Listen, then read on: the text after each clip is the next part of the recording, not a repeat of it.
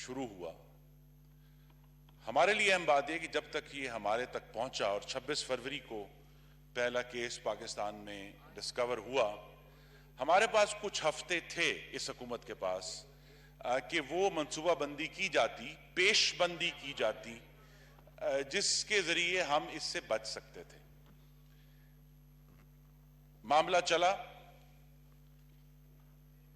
جناب deputy speaker 9 کام کرنے والے تھے اس حکومت کے پاس اہم، جن کے ذریعے ہم نے کورونا سے لڑنا شروع کرنا تھا۔ سب سے پہلا کام تھا بارڈر کنٹرول، پاکستان کی سرحدوں کو استعمال کرنا تھا اس چیز سے روکنے کے لیے کہ اگر انفیکٹڈ لوگ آ رہے ہیں تو یا انہیں پراپر کوارنٹین کریں، ان کا کوئی انتظام کریں، ان کو ٹریس کریں۔ تافتان میں بھی اور پاکستان کے تمام جو ایئرپورٹس ہیں، سی بارڈرز ہیں، وہاں یہ حکومت پاکستان کے بارڈرز کو کنٹرول کرنے میں ناکام ہو گئی۔ میری امید تھی، ہمیشہ خوش فہمی رہتی ہے کہ وزیر داخلہ یہاں آ کر بتائیں گے کہ پاکستان کے بارڈرز پر کیا ہوا، کیونکہ جناب اسپیکر جو national command and control authority ہے وہ ایگزیکٹو کا ادارہ ہے، it is an institution of the executive branch. پارلیمان اس کو ریکگنائز نہیں کر سکتی، پارلیمان تو ان وزراء کو ریکگنائز کرتی ہے جو یہاں موجود ہیں، پاکستان کے عوام کو جواب دہ ہیں، لیکن یہاں وزیر داخلہ صاحب تشریف نہیں لائے یہ بتانے کے لیے کہ پاکستان کے بارڈرز پر کیا ہوا، پاکستان کے ایئرپورٹس پر کیا ہوا، اور یہ وائرس پاکستان کے اندر کیسے آیا۔ اور تافتان کی جو کہانی ہے وہ کبھی باہر آئے گی کہ کس قسم کی قاتلانہ غیر ذمہ داری کا مظاہرہ کیا گیا تافتان پہ، جس کا نتیجہ ویسے بھی وائرس پوری دنیا میں پھیلا ہے، لیکن اگر وہاں کنٹرول ہو جاتا تو یہاں آغاز ہونے میں شاید کچھ اور دیر لگ جاتی، ہمیں کچھ اور موقع مل جاتا، لیکن حکومت اس میں ناکام ہوئی پاکستان کے بارڈرز کو کنٹرول کرنے میں۔ دوسرا کام جو کرنا تھا which is to protect the protectors، کہ ہمارے جو محافظ ہیں، اور کورونا میں ہمارے محافظ پاکستان کے ڈاکٹر ہیں، پاکستان کی نرسیں ہیں، پاکستان کا پیرامیڈیکل سٹاف ہے، ہسپتالوں میں کام کرنے والے لوگ ہیں، کیا یہ حکومت ان محافظوں کو کی حفاظت کرنے میں کیا نتیجہ ہے؟ مکمل ناکامی۔ اور جب ڈاکٹروں نے پروٹیسٹ کیا جناب اسپیکر، اور کراچی سے لے کر پشاور تک پروٹیسٹ ہوئے ہیں، اور حکومت کا جواب کیا تھا؟ ڈاکٹروں کو ڈنڈے مارے گئے، ان کو حوالات میں راتیں گزارنی پڑی، پرسنل پروٹیکٹیو ایکوپمنٹ پھر بھی نہیں آیا، اور بڑے عرصے کے بعد سہک سہک کر کچھ ہمیں انتظام ہوا، یہاں تک کہ جب شہباز شریف صاحب تشریف لائے 23 مارچ کو، تو انہوں نے پہلا کام یہ کیا کہ 10,000 پی پی کٹس جو ہیں وہ پرووائڈ کی، پورے پنجاب میں بھیجی، پھر دوبارہ بھیجی کہ بھئی جہاں نہیں کچھ پہنچ رہا تو کچھ تو پہنچے۔ لیکن آج تک بھی جناب ڈپٹی اسپیکر یہ بات حقیقت ہے بشمول اسلام آباد کہ this government has failed to protect our protectors۔ ہمارے محافظوں کو کرونا کے رحم و کرم پہ چھوڑا ہوا ہے۔ ہم سب نے اس خاتون ڈاکٹر کی ویڈیو دیکھی ہے جو اسلام آباد میں جو بین ڈال رہی ہے کہ مجھے کرونا ہے، خدا کے لیے مجھے کس طریقے سے بچائیں۔ تو محافظوں کی حفاظت میں یہ ناکام ہوئے۔ تیسرا جو کام تھا، جو سب سے اہم معاملہ ہے ان 9 ایشوز میں، وہ ہے ٹیسٹنگ۔ اور ٹیسٹنگ کا ایشو یہ ہے کہ WHO کے جو ڈائریکٹر جنرل ہیں انہوں نے 16 مارچ کو یہ کہا کہ وہ حکومتیں جو ٹیسٹنگ نہیں کر رہی وسیع بنیاد پر، اور میں ان کے الفاظ دہرا دیتا ہوں، they are trying to fight a fire blindfolded۔ وہ اندھے ہو کر، آنکھوں پر پٹی باندھ کر ایک آگ کو بجھانے کی کوشش کر رہے ہیں۔ اور آج تک بھی جو اعداد و شمار آج ایوان میں رکھے بھی گئے کہ پاکستان میں ٹیسٹنگ کی ہم وہ شرح حاصل ہی نہیں کر پائے جس کی بنیاد پر یہ فیصلہ ہو سکے کہ پاکستان میں وائرس پھیلا کتنا ہے۔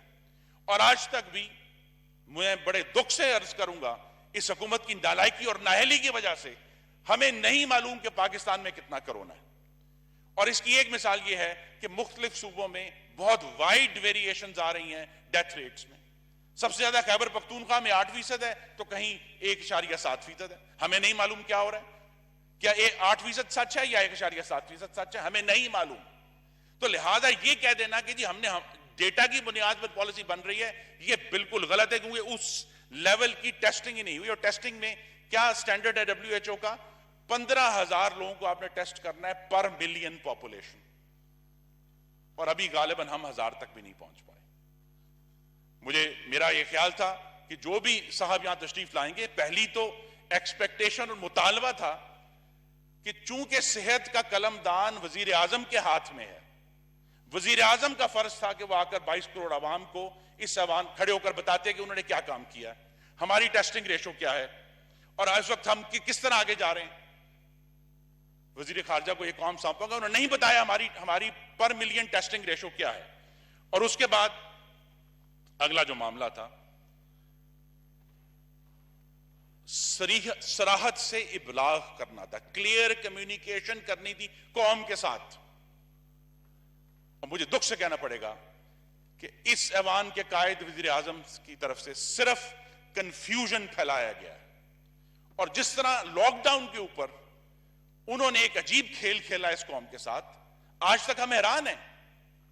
اور یہ ان کا جملہ تاریخ میں لکھا جائے گا، اور لکھا جانا چاہیے کہ اشرافیہ نے لاک ڈاؤن کروایا.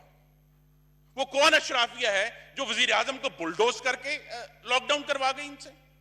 اور اگر وہ ایگری نہیں کرتے تھے تو پھر ان کی مرضی کے بغیر اس ملک میں لاک ڈاؤن کیسے ہوا؟ ہمیں اس کا جواب چاہیے تھا، لیکن چونکہ وزیر اعظم تشریف نہیں لاتے، ہمیں ان کا جواب نہیں ملا. تو وہ جو کلیئر سینس دینی تھی کہ بھئی کیا کرنا ہے، ہم کیا کر رہے ہیں، اس کا ایک حصہ یہ تھا. اور آج بھی یہ حکومت یہ کرنے میں ناکام ہے کہ ہمیں کوئی میٹرک دیں، ہمیں کوئی نمبر دیں کہ بھئی اتنا ٹرانسمیشن ریشو ہوگا تو پھر ہم لاک ڈاؤن نرم کریں گے، اتنا ٹرانسمیشن ریشو ہوگا تو ہم اسے کھول دیں گے. آج تک بھی وہ تمام فیصلے لاک ڈاؤن کرنے کے، اور لاک ڈاؤن کا حال یہ تھا جب یہ لگایا بھی گیا تھا فیض احمد فیض سے معذرت کے ساتھ، کہ وہ لاک ڈاؤن سارے ملک میں جس کا اثر نہ تھا، وہ لاک ڈاؤن انہیں بہت ناگوار گزرا ہے وزیر اعظم صاحب. کسی میٹرک کے بغیر وہ لاک ڈاؤن لگا دیا گیا، اور اب کسی میٹرک کے بغیر وہ لاک ڈاؤن کھول دیا گیا. اور آج تک ہمیں نہیں معلوم، جن ملکوں کی مثالیں دیتے نہیں تھکتے، آنگلا مرکل جو چانسلر نے جرمنی کی، انہوں نے کلیئرلی انہوں نے کہا جی اگر 1.4 ریشو ہوگی تو ہم یہ کریں گے، 1.3 ٹرانسمیشن ریشو ہوگی ہم یہ کریں گے، اور 1.1 یا اس سے کم ہوئی پھر ہم کھولنا شروع کریں گے. ہمیں نہیں معلوم کس بنیاد پر فیصلے ہوئے ہیں. آج تک ہمارے پاس کوئی میٹرک نہیں ہے، اور اس میں بھی مکمل طور پر گورنمنٹ ناکام ہوئی ہے. اگلا کام یہ تھا کہ پورے ملک کو اکٹھا کرنا تھا، وفاق اور صوبوں کو اکٹھا کرنا تھا. ہم نے جو پرسوں وزیر خارجہ کی تقریر سنی، اس کا ایک لب لباب تھا، اور صوبوں کو کیا پیغام تھا؟ جاگتے رہنا، وفاق نہ رہنا. یہ ایسے ہے کہ وفاقی حکومت بیٹھ کر صوبوں کا تماشا دیکھ رہی ہے، کبھی اس کو بات کر رہے ہیں، کبھی اس پر بات کر رہے ہیں. وفاقی حکومت کہتی ہے جی وہ والی دکانیں کھول دیں، ہم اپنے صوبہ پنجاب میں جاتے ہیں تو اگلے دن پولیس آ کے وہ دکانیں بند کروا رہی. کچھ معلوم نہیں ہے کیا ہوا. اور یہ کام تھا کنسنسس پیدا کرنے کا پورے صوبوں میں، ان کو ساتھ لے کر چلنے کا، جس میں یہ حکومت آج تک ناکام ہے. 2 مہینے ہو گئے.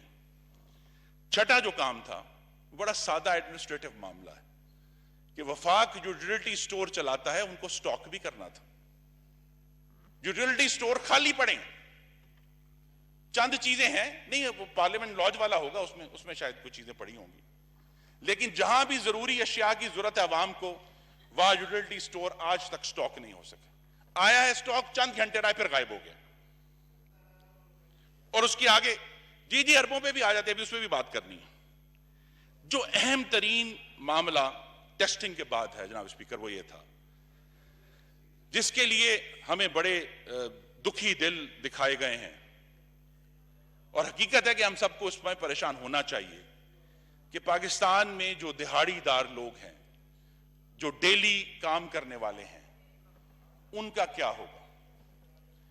لیکن جناب اسپیکر، اگر آپ اور یہ ایوان میں جو اس پر آپ غور کریں تو آج تک یہ حکومت کوئی سسٹم بنا نہیں پائی کہ ان دہاڑی دار مزدور جن کا نام لے کر آنکھوں میں آنسو آ جاتے ہیں ان تک کیسے پہنچنا ہے. ان تک کوئی امداد نہیں پہنچی. امداد صرف وہ پہنچی ہے جو بے نظیر انکم سپورٹ پروگرام میں ڈیٹا موجود تھا جہاں. اس کے علاوہ جو کروڑوں مزدور بیٹھا ہوا ہے اس کو اس تک پہنچنے کا, اس کو آرگنائز کرنے کا کوئی نظام نہیں ہے, اور صرف ایک نظام بنایا گیا اور وہ سیاسی مذاق کیا گیا ٹائیگر فورس کے نام پر. بلدیاتی الیکشن جیتنے کی سازش کی گئی, اور ابھی تک وہ فورس بھی کسی بھی طرح کسی بھی ملک میں ایک جگہ بھی دہاڑی دار مزدور تک نہیں پہنچ پائی. سسٹمیٹیکلی جو کام پاکستان کے عوام, پاکستان کے لوگ راشن بانٹ کر رہے ہیں, ابھی تک پاکستان کے دہاڑی دار مزدور سرکار سے کوئی چیز ان کو نہیں ملی. اگلا جو معاملہ تھا وہ یہ تھا کہ اللہ اکبر اللہ اکبر